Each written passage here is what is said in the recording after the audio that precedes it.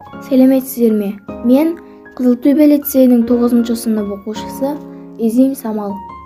Маған ұнаған шығармалардың бірі әйел, ана, арулар тақырыбына арналған Ғабит Мүсірепов шығармаларының ішіндегі ең көлемдісі де, көрнектісі де Ұлпан романы.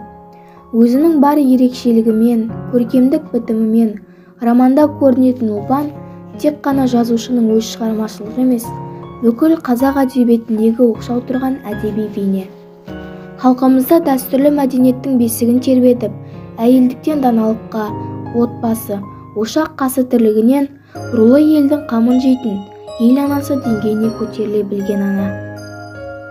Жазушы шығармасының соңында Ұлпанды ауыл ақсақалдарының аузынан естіген шынайы оқиғаларға сүйеніп жазғанын және осы еңбегін Ұлпан секілді абыз аналардың құрметіне арнаған ашық жазады.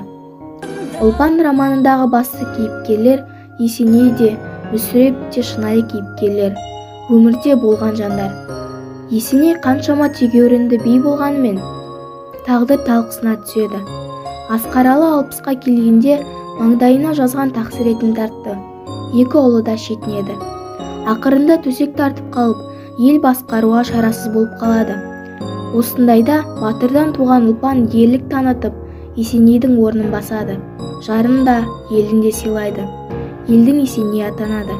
Ақылы тұлғасына сай би өзінен 40 жас қызы жар етпек болғанда да Ұлпанның болашағына сенген еді.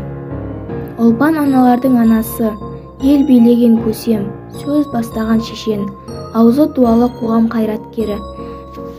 Лицейшілік үздік оқырман байқауында Ұлпан романын оқуға берді. Байқау 4 кезеңнен құралды. Әр кезеңде әртүрлі тапсырмалар берілді. Ұлпан романын жете түсініп, барлық кезеңнен мүдірмей өткенімнің, кітапты жаным қалап оқығанымның дәлелі менің жеңісім.